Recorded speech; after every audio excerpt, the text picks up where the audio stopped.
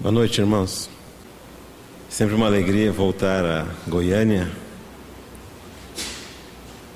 É um privilégio estar com os irmãos hoje aqui. Gostaria de convidar os irmãos para abrirmos as nossas Bíblias em duas porções. A primeira em Apocalipse, no capítulo 6, versículo 12. Vi quando o Cordeiro abriu o sexto selo e sobreveio grande terremoto. O sol se tornou negro como saco de crina, a lua toda como sangue. Segunda porção que eu gostaria de ler com os irmãos é em Mateus, no capítulo 24, versículo 32. Aprendei, pois, a parábola da figueira. Quando já os seus ramos se renovam e as folhas brotam, sabeis que está próximo o verão. Assim também vós, quando virdes todas estas coisas, sabeis que está próximo às portas. Em verdade vos digo que não passará esta geração sem que tudo isso aconteça. Passará o céu e a terra, porém as minhas palavras não passarão. Mas a respeito daquele dia e hora ninguém sabe, nem os anjos dos céus, nem o Filho, senão o Pai. Pois assim será como foi nos dias de Noé, também será a vinda do Filho do Homem. Versículo 43. Mas considerai isto: se o pai de família soubesse a que hora viria o ladrão, vigiaria e não deixaria que fosse arrombada a sua casa. Vamos ter uma palavra de oração?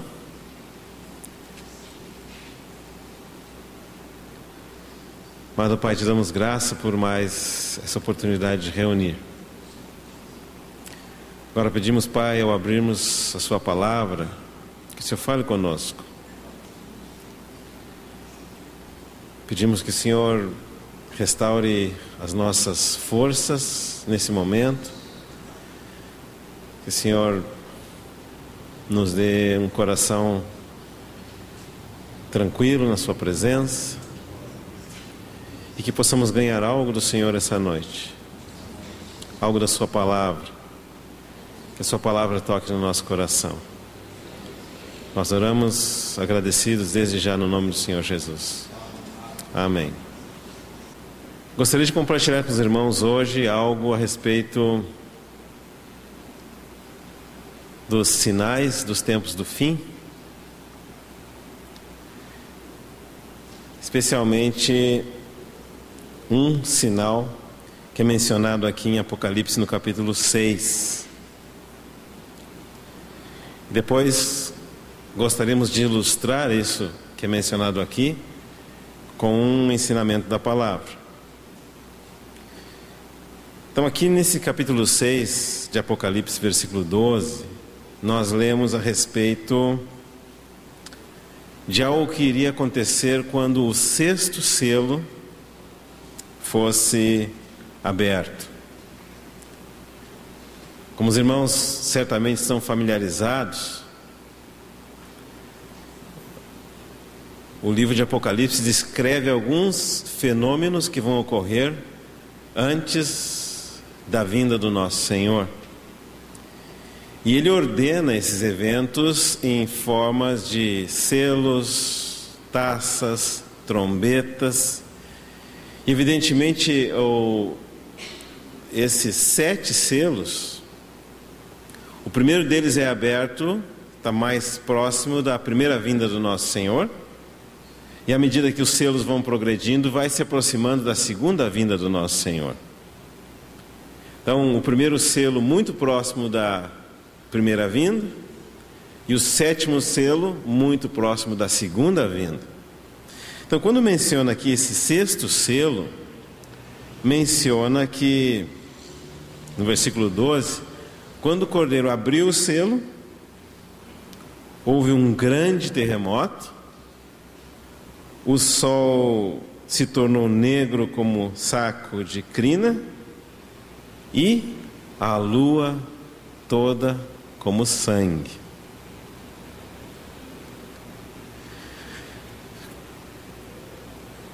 Todos nós sabemos de fenômenos na natureza que podem induzir a esse tipo de sinais. Por exemplo, todos nós sabemos da existência de terremotos. Claro que aqui menciona um grande terremoto. Possivelmente um terremoto como jamais alguém presenciou aqui nessa terra. Na verdade, em 2006 aconteceu uma coisa muito assustadora, né? Um tsunami no sul da Ásia. Foram provavelmente cerca de 300 mil pessoas afetadas por esse tsunami, né? Foi um terremoto que aconteceu dentro do mar, e o efeito desse terremoto foi que as ondas do mar se elevaram 10, 15 metros e entraram para dentro da terra, das praias, e causaram um grande número de mortes. Claro que esse tsunami de 2006 ainda não era um sinal da vinda do nosso Senhor, mas dá uma demonstração do que pode de fato ocorrer quando chegarem bem próximos os dias do nosso Senhor retornar. Também aqui menciona o sol se tornar negro como saco de crina. Nós sabemos também que esses eventos podem ocorrer e ocorrem na natureza, né? Quando o sol se torna todo negro, ainda que pode ser meio-dia, nós chamamos esse fenômeno um eclipse solar. E de fato, pode ser metade do dia ou pode ser metade da tarde. Quando esse eclipse solar acontece, o sol fica todo negro. E também menciona aqui a lua toda como sangue. E isso também é um fenômeno que pode ocorrer. Ele se chama um eclipse lunar. É um fenômeno muito comum que ocorre na natureza. E quando a Terra se posiciona entre o Sol e a Lua, a projeção da luz do Sol sobre a Terra dá uma coloração vermelha sobre a Lua. Para ajudar os irmãos a tentar imaginar, vamos tentar mentalizar os três planetas: o Sol, a Terra e a Lua. Normalmente, quando o Sol está aqui na minha mão esquerda e a Terra está aqui no meio, a luz do Sol bate na Terra, o lado de cá é dia, né? E bate também na Lua, e o lado de cá da Terra é noite. Mas a luz do Sol projetada na Lua dá uma coloração vermelha sobre a Terra. Agora, quando essa Lua fica alinhada com a Terra, Sol aqui, vamos usar, a Terra é o microfone e a Lua aqui, a luz do Sol bate aqui desse lado da Terra, aqui é dia, aqui é noite, mas a luz do Sol não bate na Lua diretamente, ela passa por cima da Terra, pela atmosfera, e bate lá na Lua. Passa por baixo da Terra, a atmosfera, e bate lá na Lua. Quem está aqui olhando da Terra para a Lua vai enxergar a Lua toda avermelhada, vermelha como sangue. Claro que somente essa Lua vermelha como sangue ainda não é necessariamente um sinal da vinda do nosso Senhor. Aliás, nesse ano agora 2014 e 2015, nós vamos ter não somente uma vez esse fenômeno da lua de sangue, mas 4 vezes. E cada uma dessas vezes coincide com uma festa ou uma data de festa dos judeus. Esse ano já ocorreu uma vez, em março, outra vez em outubro. Ano que vem acontece outra vez em abril, outra vez em setembro. 4 vezes em 2 anos seguidos.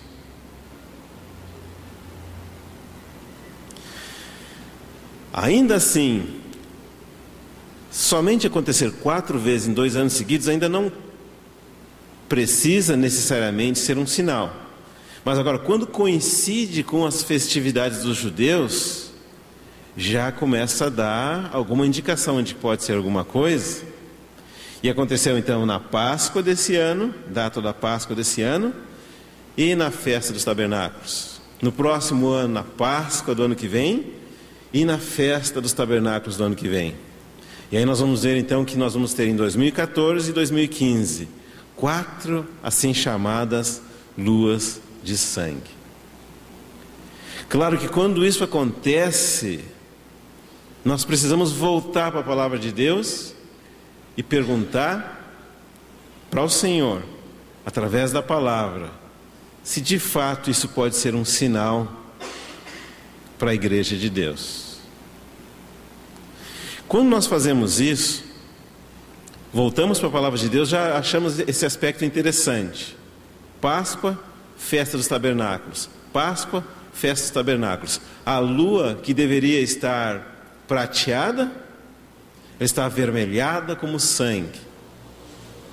Agora, se nós fôssemos analisar quantas vezes esse fenômeno ocorreu nos últimos 2000 anos, pasmem, somente 7 vezes.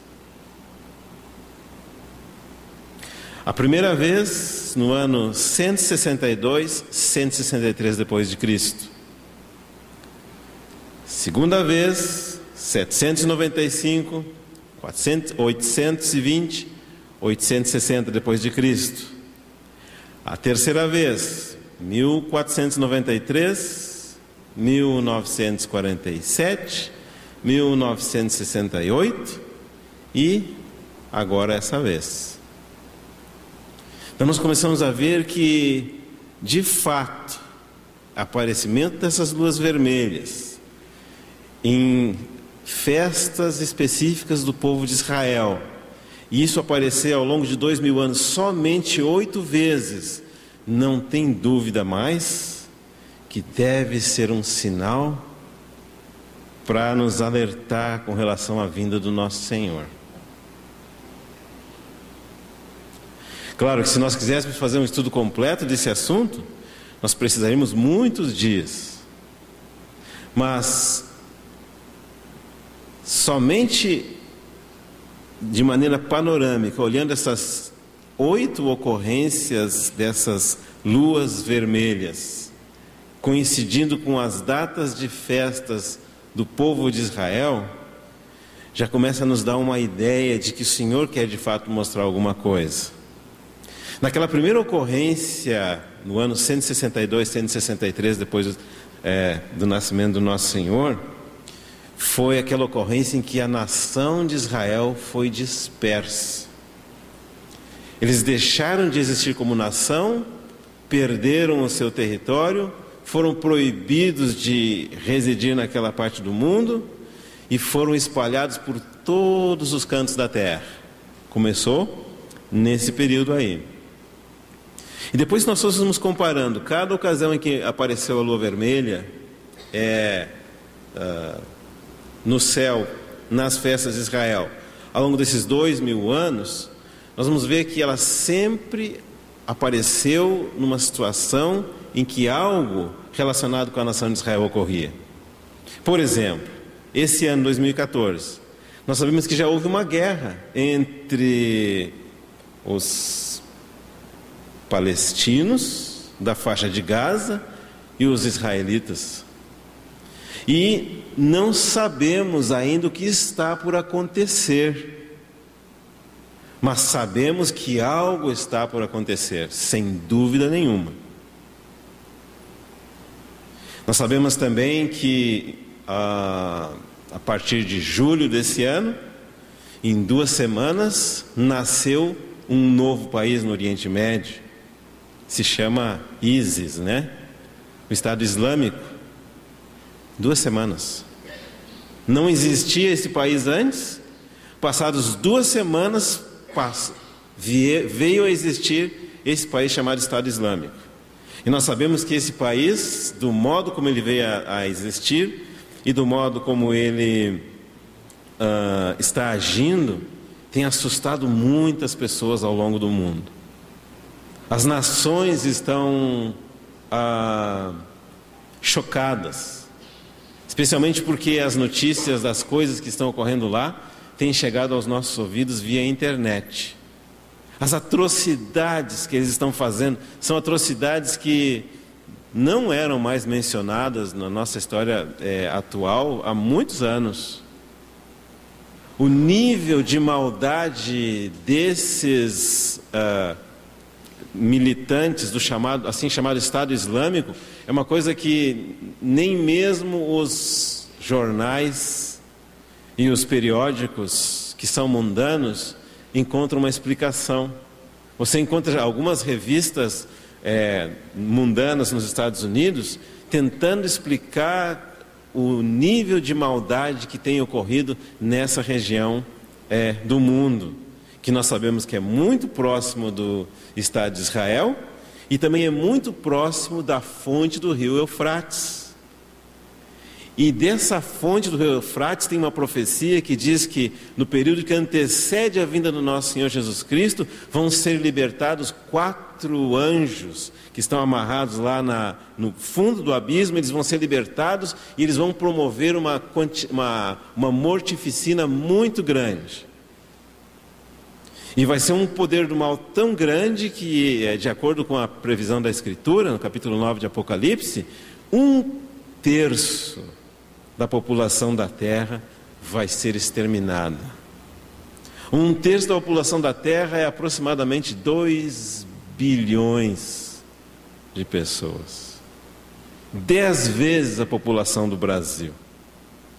Naquela região onde está em polvorosa agora. Guerra civil na Síria, já vai para o 3º ano. O número de refugiados na Síria já ultrapassou a casa dos 2 milhões de pessoas. Então, provavelmente 2 Goiânias inteiras vagando pelo deserto, subindo pelos montes, se escondendo nas rochas, por causa da maldade desse grupo terrorista que está atuando naquela região do Oriente Médio. O Irã, repetidamente dizendo do seu propósito de destruir a nação de Israel. E nós começamos a ver então que de fato algo está acontecendo no mundo. Nós não precisamos olhar para o nosso país, né? Para ver que o grau de tumulto é grande também, né? Eu residi fora do Brasil por muitos anos, até agora março, quando retornei. E quando eu saí do Brasil, não tinha essas coisas que estão acontecendo agora. Não se queimava nenhum ônibus na época que eu saí. Agora queima 700 e sai no jornal como se fosse coisa corriqueira. O povo sai para a rua com armamentos, e nós estamos ficando acostumados com isso, né? E as coisas acontecem de maneira muito rápida, né? Por exemplo, houve um evento esportivo famoso aqui no Brasil há uns meses atrás. E antes você olhava esses eventos e o score, né, entre os participantes era 1-0, 2-0, mas dessa vez, quando você saiu para o cafezinho e voltou, estava 3-0. Saiu para outro cafezinho e voltou, estava 5-0. Aí você não queria mais sair para o cafezinho, né? Quando viu, estava 7-0 em questão de 40 minutos. Isso é uma brincadeira, né? Mas não dá para negar que as coisas estão acontecendo de maneira muito, muito acelerada. E o Senhor não quer que o seu povo fique na ignorância ou nas trevas com relação aos acontecimentos que certamente devem acontecer antes da vinda do nosso Senhor. O Senhor não quer que fiquemos na ignorância e o Senhor também não quer que fiquemos assustados. O Senhor quer que nós, como igreja do Senhor, saibamos como proceder de maneira adequada. Saibamos como responder de maneira apropriada. E especialmente saibamos como nos portar de modo que venhamos a escapar de todas essas coisas ruins que certamente deverão acontecer, conforme a palavra do nosso Senhor diz, antes da segunda vinda do nosso Senhor Jesus Cristo. Então, desses eventos que estão acontecendo atualmente, nós ainda não temos condições de interpretar com toda clareza qual que é o significado deles. Nós saberemos ao final de 2015, se estivermos aqui ainda, se Deus quiser, porque nós já veremos o que teria acontecido. Mas se nós olharmos para trás, para a história de Israel, nessas outras 7 ocasiões em que o aparecimento das luas de sangue coincidiu com um evento histórico importante da nação de Israel, nós podemos aprender alguma lição importante. Então, como o nosso tempo é muito limitado, eu gostaria de tomar um exemplo apenas, em que naquele ano, 1967, houve o aparecimento das luas de sangue, e naquele ano aconteceu uma coisa importante com relação à nação de Israel. E para interpretar aquilo que aconteceu em 1967, as luas de sangue e a história de Israel, nós precisamos ir para a Escritura. Por isso que nós lemos em Mateus capítulo 24, versículo 32, essa parábola chamada parábola da figueira. Primeira coisa que queremos chamar a atenção aqui é que existe na gramática alguns modos verbais, né? Tem o pretérito, uma coisa que eu fiz no passado. Tem o presente, uma coisa que eu faço no presente. Tem o indicativo, o presente do indicativo. Tem o pretérito perfeito. E tem um modo verbal que é o imperativo, que é quando se dá uma ordem. Por exemplo, quando o Senhor Jesus Cristo diz em Mateus capítulo 28, né? Ide por todas as nações, pregai o Evangelho, fazei discípulos em todas as nações, batizando-os em nome do Pai, do Filho e do Espírito Santo. O ide é uma ordem, não é opcional. É uma ordem que você pode obedecer, pode não obedecer. Se obedecer, vai ser abençoado. Se não obedecer, vai sofrer as consequências. Quando nosso Senhor Jesus Cristo fala, nisto conhecereis que sois meus discípulos, se amardes uns aos outros. É uma ordem, não é opcional. Se amar, haverá uma recompensa positiva. Se não amar, haverá uma recompensa negativa.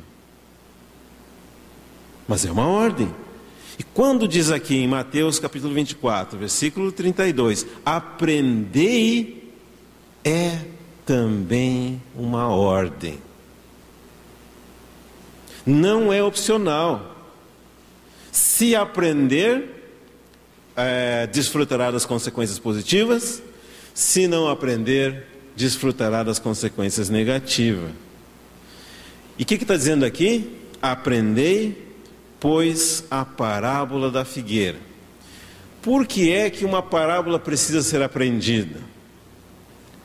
Porque a parábola é uma porção das Escrituras que é classificada como uma linguagem simbólica. Usa uma figura de linguagem para explicar um princípio da Escritura. Por exemplo, em algumas porções da Bíblia nós temos a linguagem literal. A linguagem literal não tem símbolo nenhum envolvido, mas a linguagem da parábola tem um símbolo envolvido. Exemplo de linguagem literal. Quando a Bíblia nos fala que o Senhor Jesus Cristo veio a esse mundo, nascido de uma mulher, sem a interferência de um homem, essa mulher chamada Maria foi coberta pelo Espírito Santo e o nosso Senhor Jesus Cristo nasceu, foi gerado no ventre da Maria pelo poder do Espírito Santo. Isso é linguagem literal. E aí diz que nosso Senhor Jesus Cristo viveu sobre essa terra 33 anos e meio aproximadamente, literal. Deus se fez homem na pessoa de Cristo e andou aqui nessa terra. Por 30 anos viveu uma vida na presença do Pai, que não era pública, uma vida perfeita, mas na presença do Pai. E por 3 anos e meio exerceu o ministério aqui nessa terra, pregando aos incrédulos, curando os enfermos, expulsando os espíritos malignos, libertando os oprimidos do diabo, trazendo a palavra de Deus e o ensino do reino.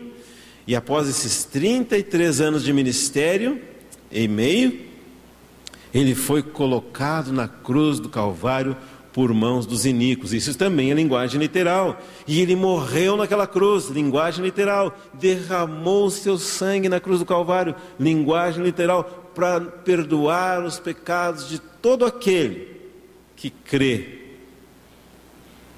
que Jesus Cristo é o Filho de Deus. Não tem nenhum símbolo aqui. E a palavra diz que ele ficou 3 dias e 3 noites no seio da terra, no coração da terra, mas ao 3º dia, glória a Deus, ressuscitou. Linguagem literal. Depois de haver ressuscitado no 3º dia, ele ficou 40 dias ensinando aqui na terra sobre o reino de Deus.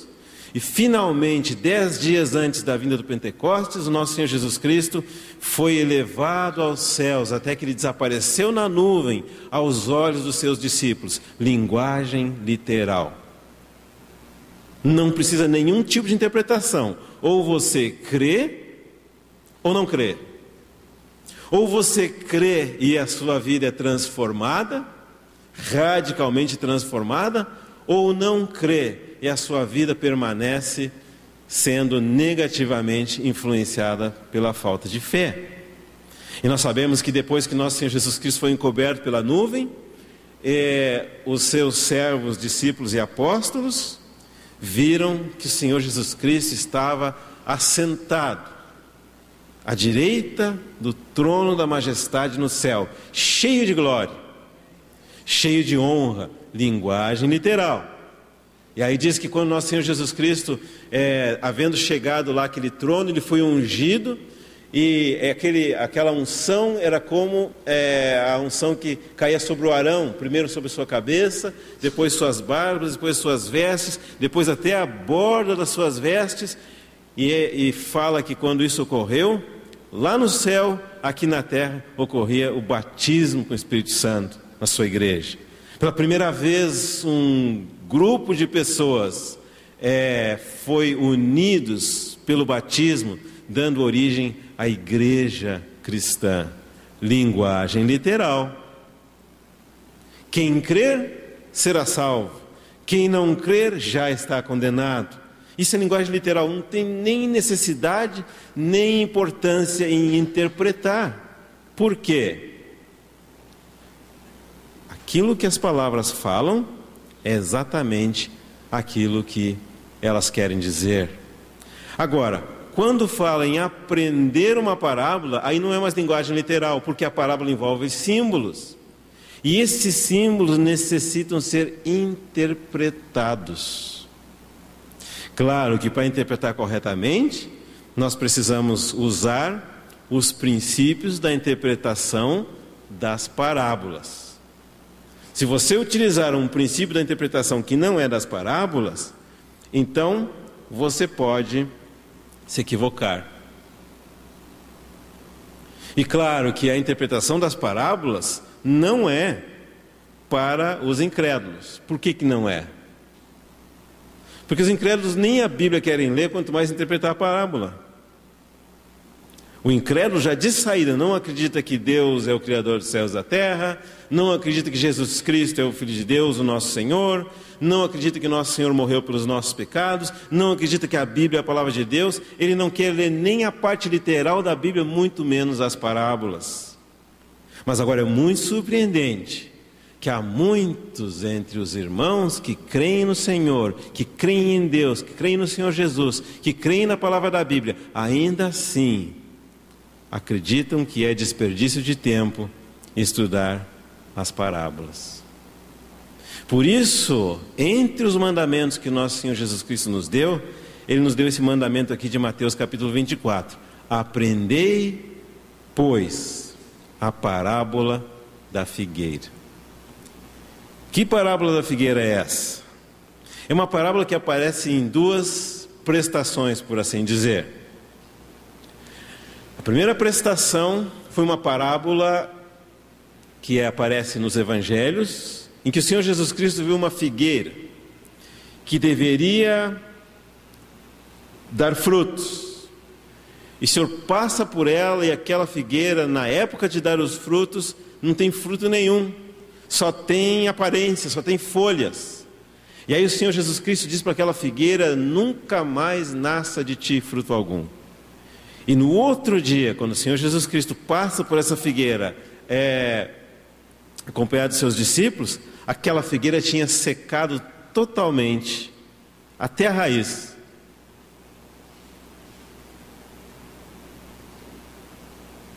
E os seus discípulos ficaram muito impressionados. Então, essa é a primeira ocasião em que essa parábola da figueira entra no nosso panorama. A segunda ocasião vai dizer assim: aprendei, pois, a parábola da figueira, quando já os seus ramos se renovam e as folhas brotam, sabei que está próximo o verão. Então nós temos uma figueira que murchou, secou, e temos uma figueira que começa a brotar os seus ramos e começam as suas folhas a se renovarem. Agora, se nós queremos saber o que é o significado dessa figueira, de acordo com as Escrituras, nós precisamos da interpretação da palavra de Deus. Nós precisamos voltar para a Escritura, para que a Escritura explique para nós o que essa parábola quer dizer. E esse é o primeiro princípio da interpretação das parábolas. Nós não podemos tirar ou criar uma doutrina na nossa mente e depois tentar ajustar a palavra de Deus a essa doutrina. Ao contrário, nós temos que ir às Escrituras e permitir que o Espírito Santo das Escrituras retire o ensinamento para que nós podemos andar nele. E tem um hábito que talvez seja muito saudável, e provavelmente o hábito mais importante que nós podemos ter nesses tempos do fim, em que há tantas vozes diferentes sendo proferidas, né? E esse hábito é perguntar: quando alguém te fizer uma afirmação, qualquer uma afirmação, você pergunta: aonde está escrito isso na palavra de Deus? Nós só podemos aceitar a interpretação da palavra de Deus que vem da própria palavra de Deus. É somente a palavra de Deus que está autorizada a interpretar ela mesma. Se nós aceitarmos qualquer outra interpretação que não seja da própria palavra de Deus, interpretando a palavra de Deus, nós corremos o perigo de cometer um equívoco. Toda afirmação que ouvimos, a pergunta deve ser: aonde se encontra isso na Escritura? A palavra do Senhor fala que quando o noivo regressar, e nós sabemos que o noivo é uma figura do nosso Senhor Jesus Cristo, e vai haver aqueles, ou a noiva que vai estar esperando a vinda do nosso Senhor Jesus Cristo, diz que a noiva vai ouvir a voz do noivo, e vai identificar a voz do noivo, e não vai atrás de nenhum outro que não seja o noivo. Não importa qual a aparência desse outro, não importa qual a coerência desse outro, não importa qual a teologia desse outro, a verdadeira noiva conhece a voz do seu noivo. A verdadeira igreja conhece a voz do seu amado, anseia pela vinda dele, sabe quando ele fala, sabe o que ele fala, sabe o que ele quer, e tem um coração inteiramente disposto, desejando ardentemente responder ao noivo em amor. E qual que é a marca característica do falar do nosso noivo? Claro, a primeira marca é que é muito doce o falar do Senhor.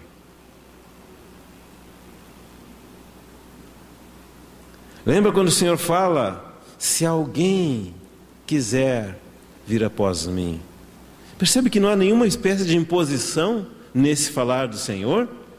Se alguém tem ouvidos, ouça o que o Espírito diz à igreja.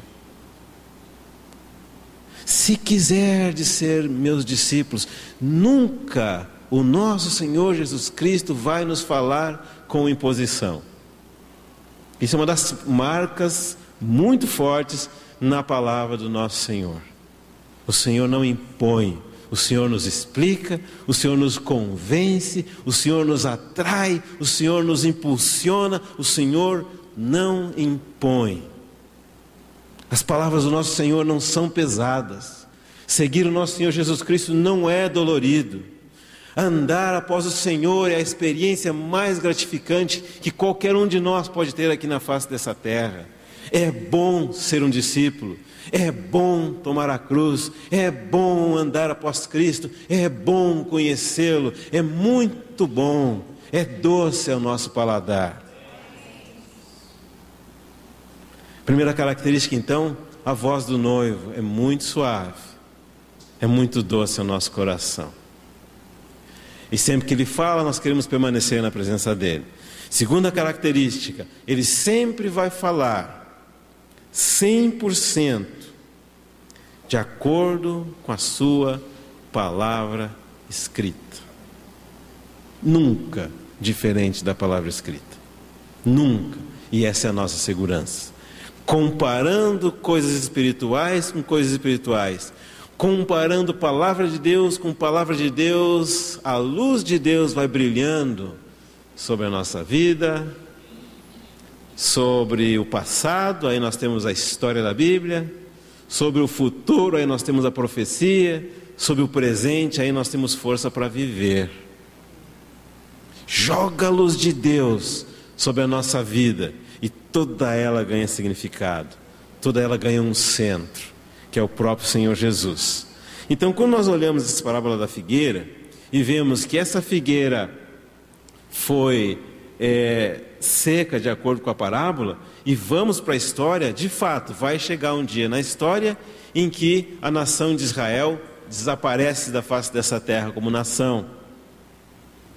E vamos para a história e vamos ver que a nação de Israel um dia aparece de novo sobre a face dessa terra como nação, depois de 2000 anos desaparecida. Então nós sabemos que de fato essa figueira vai falar da nação de Israel. Ou seja, aqui está dizendo o seguinte: em determinada ocasião a figueira secou. Nessa ocasião apareceu o primeiro conjunto de 4 luas de sangue. Povo de Israel dispersado sobre todas as nações da terra, não falava mais hebraico, não habitava mais a terra de Israel, não tinha mais templo, não tinha mais Jerusalém. Por 2000 anos a figueira fica sequinha. Depois chega uma determinada data, 1948. A nação de Israel, de maneira miraculosa e sobrenatural, Deus movendo todos os eventos, volta a existir depois de 2 anos de desaparecimento da face da terra. A língua hebraica volta a ser falada depois de 2 anos ter sido aposentada como uma língua que não era utilizada pelos pessoas da época moderna. Lembra do latim? Língua morta, né? Imagina voltar toda uma população a falar latim depois de 2000 anos que não falava. Foi isso que aconteceu com a nação de Israel. Então, nós vamos ver que, de acordo com a palavra do Senhor, essa figueira secou e essa figueira voltou a brotar. Como que nós sabemos isso? Abre comigo no livro de 2 Reis, por gentileza, no capítulo 4. Perdão, 1 Reis, capítulo 4.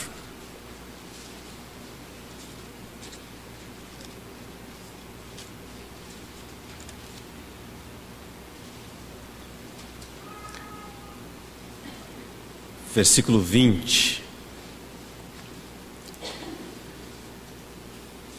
Nesse versículo aqui nós estamos aproximadamente, só para referência, né, no ano 1000 antes de Cristo. Eram, pois, os de Judá e Israel muitos, numerosos como a areia que está ao pé do mar,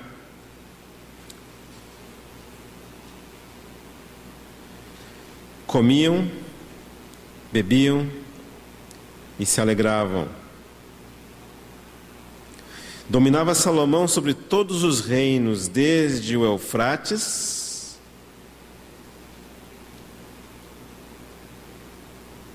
até a terra dos filisteus e até a fronteira do Egito, os quais pagavam tributo e serviam a Salomão todos os dias da sua vida.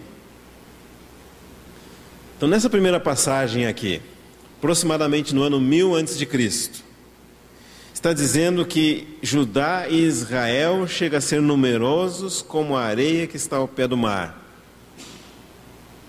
Essa expressão, numerosos como a areia da praia ou como a areia do mar, é familiar para os irmãos?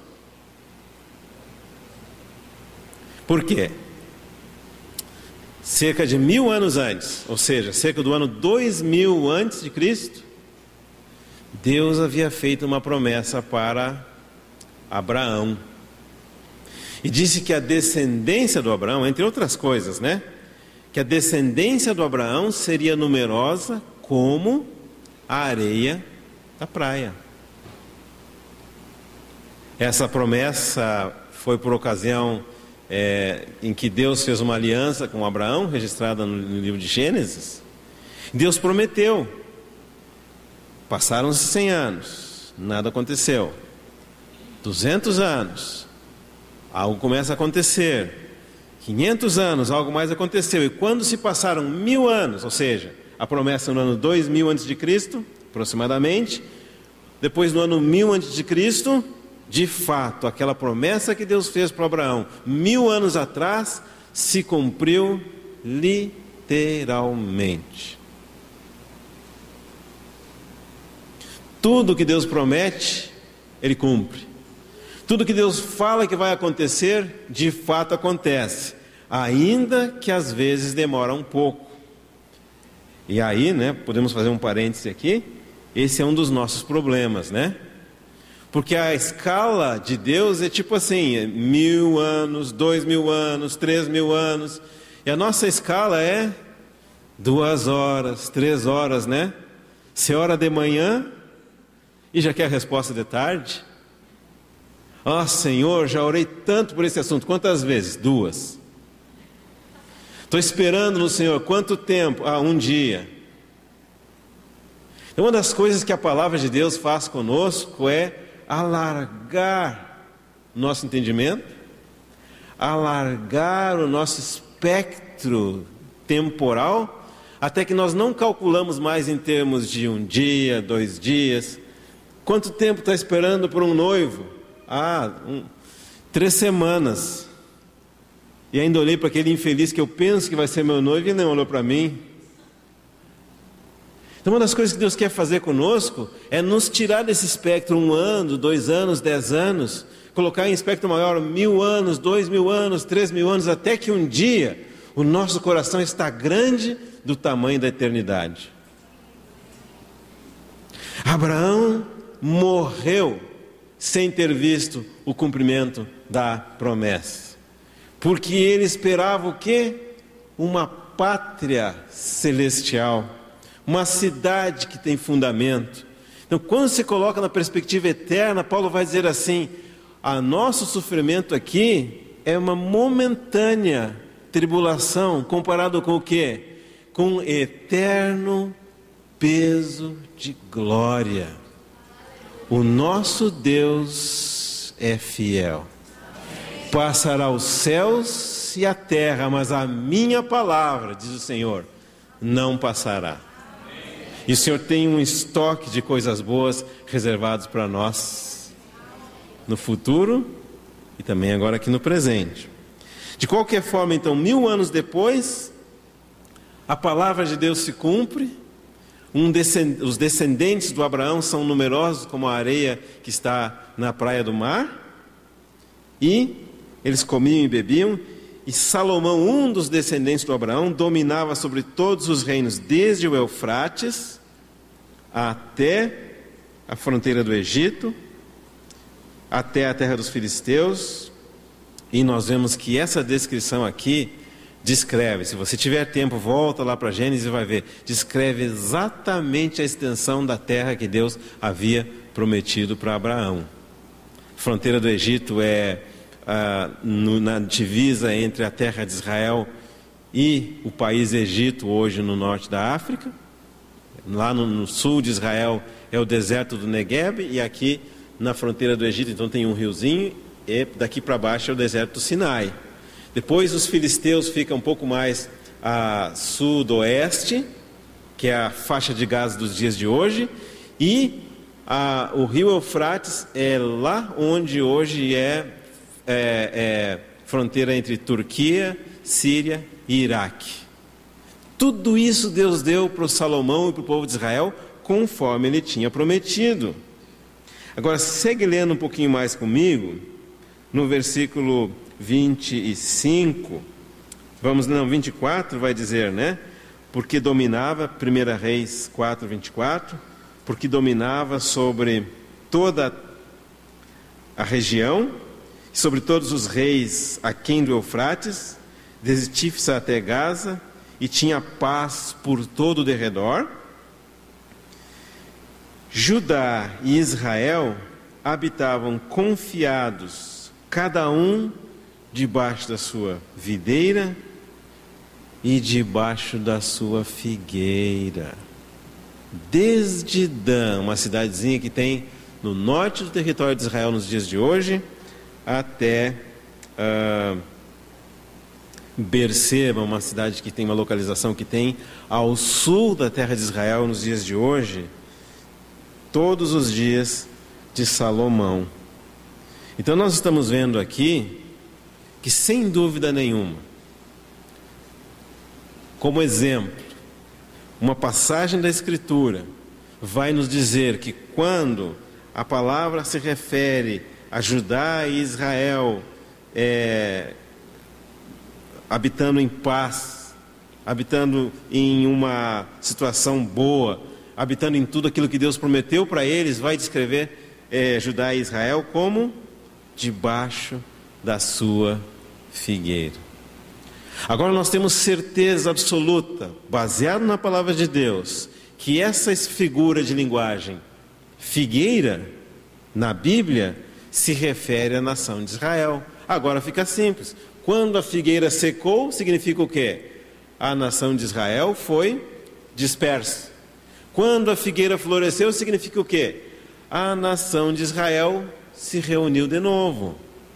E agora nós podemos entender por que é que apareceu aquela lua de sangue quando a nação de Israel foi dispersa. Por que apareceu? Porque a lua, na sua normalidade, deveria ser prateada. Mas como Israel foi disperso, aparece aquela lua como que de sangue, dizendo que o coração de Deus não estava satisfeito.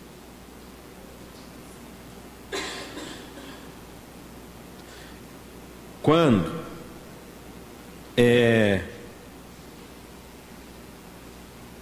no ano de 1948, a nação de Israel que estava dispersa é reunida de novo. A palavra descreve então como a figueira tendo os seus frutos, os seus ramos renovados, as suas folhas brotando. E é impressionante como a palavra do Senhor, na sua fidelidade, se cumpre. E naquele momento, naquele ano, 1948, 1949, outra vez apareceu a lua de sangue. Agora, se o dispersar do povo de Israel é motivo de tristeza para o coração de Deus, por que no reunir do povo de Israel aparece de novo a lua de sangue? É porque a figueira representa não somente a nação de Israel, representa também o território de Israel, representa também a cidade de Jerusalém, representa também o templo. Cada uma dessas passagens pode ser comprovada pela Escritura, de forma que em 1948 a nação voltou, ou seja, o povo voltou de diversas partes do mundo e passou a existir a nação, declararam a independência de Israel. Em 1967, outra vez apareceu a lua de sangue. Mas o que aconteceu em 1967? Os povos árabes em torno da nação de Israel, né? Os egípcios, os jordanianos, os iraquianos, os sírios e os libaneses, todos se reuniram para exterminar Israel da face dessa terra. Todos se juntaram, todas as suas forças aéreas, todos os seus exércitos, e alguns mobilizaram também seus navios, e eles definiram que naquele ano, 1967, eles iriam eliminar Israel da face dessa terra. E naquela época, Jerusalém ainda estava debaixo do domínio de um povo gentil, que eram os jordanianos. E quem conhece um pouco de história sabe o que aconteceu. Antes mesmo que os aviões egípcios pudessem levantar voo, eles foram abatidos em terra, no pátio do aeroporto. Antes que os tanques pudessem avançar contra Israel, eles foram destruídos. E aquela guerra que tinha como propósito exterminar a Israel da face da terra, sabe o que aconteceu? Ampliou o território israelita, judeu, e eles ganharam a soberania da cidade de Jerusalém. Então, por que é que em 1948 a lua ainda estava de sangue? Porque Deus não queria somente que o povo retornasse para a terra, queria que também a cidade de Jerusalém voltasse para debaixo do governo do povo de Israel. Está percebendo? Então, em 1967, Jerusalém voltou para baixo do povo de Israel. A pergunta é, por que em 1967 ocorreu ainda a lua de sangue? Já veio o povo, já veio quase toda a terra, já veio Jerusalém, mas diz a Escritura, e nós cremos na Escritura, que antes da vinda do nosso Senhor Jesus Cristo, virá o anticristo. E que esse anticristo vai entrar no templo. E a minha pergunta é, cadê o templo? Que templo é esse? O templo que havia sido edificado por Salomão, que deveria estar no topo do monte do templo, e não está. Então os incrédulos dizem assim, é impossível que venha a existir um templo em cima daquele monte. E se nós soubéssemos política, geopolítica e o ódio dos povos árabes e muçulmanos contra o povo de Israel, nós saberíamos que é humanamente impossível. Mas a nossa Bíblia diz o quê? Vai haver um templo em cima daquele monte. Por quê? Somente quando existir um templo em cima daquele monte, vai poder entrar o anticristo naquele templo e vai profanar o templo. Porque é que em 2014, 2015, a lua ainda está de sangue? Eu não sei. E também não estou dizendo nada. Se alguém disser o Jairo afirmou, vou dizer assim, prova, onde está a gravação? Não estou dizendo absolutamente nada, porque de coração nós não sabemos. Mas uma coisa eu sei, a palavra profética proferida pelo nosso Senhor está se cumprindo. Palavra a palavra, letra a letra, vírgula a vírgula. Nós não podemos prosseguir muito mais hoje, né? O tempo está esgotando. Mas uma coisa diz assim, quando já os seus ramos se renovam e as folhas brotam, sabeis que está próximo o verão. Assim também, quando virdes todas estas coisas, sabei que está próximo às portas. Em verdade vos digo que não passará esta geração sem que tudo isto aconteça. O que significa estas coisas? Evidentemente, a parábola da figueira, essas coisas relacionadas com a nação de Israel. sem dúvida nenhuma. Agora, o que significa que está próximo o verão? Significa que a figueira é um indicativo daquela época do ano, né? Verão, o florescer da figueira. Assim também, quando virdes todas essas coisas, sabei que está próximo às portas, que está próximo a vinda do nosso Senhor Jesus Cristo.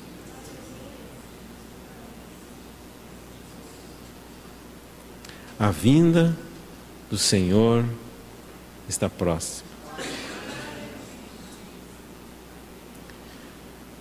Podemos como que sentir no ar.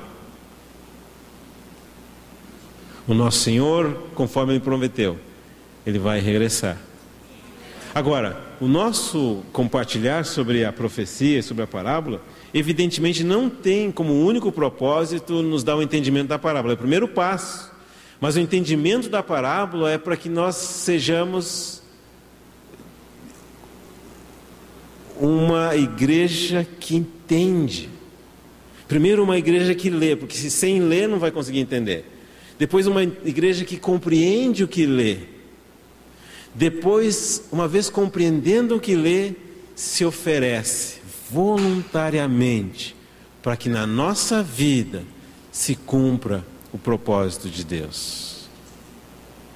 E o receio que eu tenho é que nesses dias de tanta agitação, de tanto tumulto, de tantas vozes, de tantas doutrinas e discussões teológicas, de tantos pequenos reinos sendo formados, cada um formando o seu reino, mesmo aqueles que têm visão da palavra de Deus, que por muitos anos estão pregando, por muitos anos compartilhando nesse nosso Brasil, afora nesse mundo, eles estão às vezes preocupados em fazer o seu próprio nome, fazer o seu pequeno reino, em fazer crescer a sua congregação unicamente, distraídos da vinda do nosso Senhor. Distraídos que o rei está voltando. E quando ele está voltando, significa o reino de Deus está voltando. E o reino de Deus está voltando significa vai haver um reino, e esse reino vai ser cheio de súditos. Que tipo de súditos? Cheios do caráter do nosso Senhor Jesus Cristo. A nossa Bíblia diz assim: os mansos herdarão a terra. O Senhor Jesus Cristo vai vir, de acordo com a Bíblia, e vai estabelecer o seu reino. E com ele reinarão os mansos. E a pergunta que nós fazemos agora aqui é: será que nós já somos mansos o suficiente? Fala que os humildes verão o reino. Será que nós já somos humildes o suficiente? Fala, na vossa paciência ganhareis as vossas almas, na vossa perseverança vai ter um reino cheio de homens e mulheres mansos, de todas as idades. Escuta bem aqui, de todas as idades, cheio de homens e mulheres humildes, cheio de homens e mulheres pacientes. E nós sabemos que o nosso país é uma oportunidade maravilhosa para crescermos em paciência. É ou não é? Tudo que nos cerca é um convite para crescermos em paciência. Que o Senhor tenha misericórdia de nós. Que nós compreendamos a Escritura a ponto de dizer: Senhor, faça-se na minha vida conforme a sua vontade. E o Senhor vai organizar a sua vida, vai organizar a sua família, seus estudos, seu trabalho, sua vida emocional, de forma que o caráter do Senhor Jesus Cristo possa ser formado na nossa vida. E quando Ele retornar, trazendo consigo o estabelecimento do reino, nós sejamos encontrados prontos para reinar com Cristo.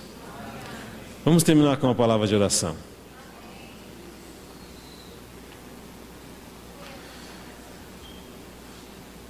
Amado Senhor, nós colocamos essas palavras outra vez na sua mão. Somente o Senhor pode falar a sua palavra no nosso coração. Pedimos que o Senhor fale conosco, que o Senhor motive o nosso coração, que o Senhor produza em nós o caráter do nosso Senhor Jesus Cristo. E que de fato, quando o noivo aproximar-se, ouçamos a voz do noivo e possamos ser achados prontos, com uma vida e um caráter que é agradável ao Senhor. Nós oramos, agradecemos no nome do nosso Senhor Jesus. Amém.